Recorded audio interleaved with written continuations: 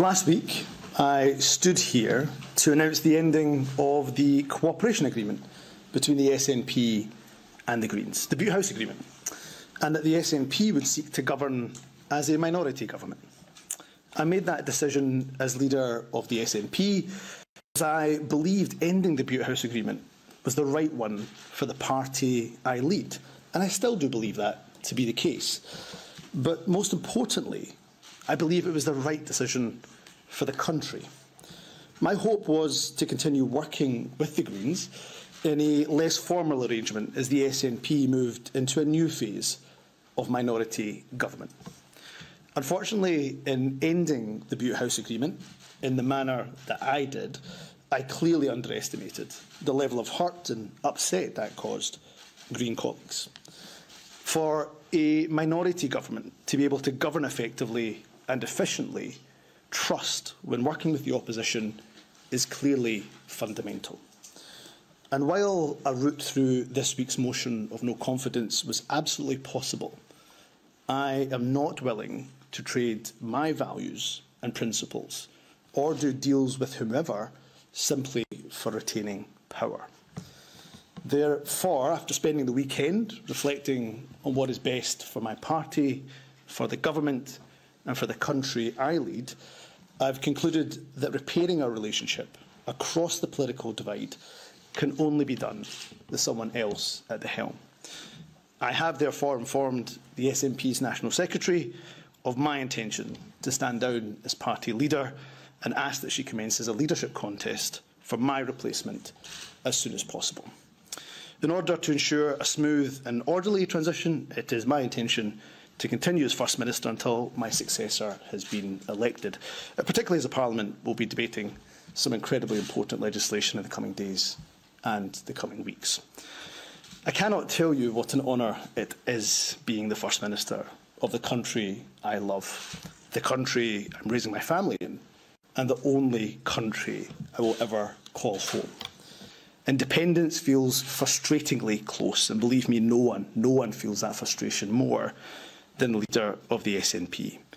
But the last few miles of the marathon are always the hardest, and we have run this race as a team, and I now will prepare to pass the baton to a successor who I'm absolutely certain will lead us over the finish line. And I will tell you today what I will say to that successor. First Ministers get to meet countless inspirational people in communities across Scotland working to make life better for those around them. First Ministers get to see firsthand many of the exciting businesses and industries that will power Scotland's future. And whenever First Ministers set foot beyond Scotland's shores, no matter where they go, in Europe or across the world, they encounter friends and admirers of our nation. If only every person in Scotland could be afforded the opportunity of being First Minister for just one day. On the very next day is my belief that they would vote for independence with both their head and their heart. To my fellow MSPs of all political persuasions, next week is a crucial milestone. We mark 25 years of devolution.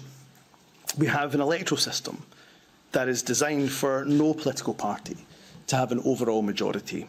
Devolution's founding fathers and mothers, rightly in their wisdom, believe that no one loses out by politicians sharing wisdom, sharing counsel, sharing ideas. But the converse is also true. That is why I would make an appeal to colleagues from across the political spectrum. The while government, of course, must act in good faith, so must our opposition, and be prepared to collaborate with us, not just oppose for opposition's sake. The only people who suffer as a result of such an impasse are the very public that we seek to serve. Politics and politicians, not unreasonably, I'm afraid, have often been maligned. However, I truly believe that when we get it right, and often we do, we are a force for good that can transform people's lives for the better. So to my colleagues in opposition, regardless of political party, I genuinely do wish you well. I bear no ill will and certainly bear no grudge against anyone. Politics can be a brutal business. It takes its toll on your physical and mental health. Your family suffer alongside you. I am in absolute debt to my wonderful wife, my beautiful children, and my wider family for putting up with me over the years. I'm afraid you will be seeing a lot more of me from now. You are truly everything to me.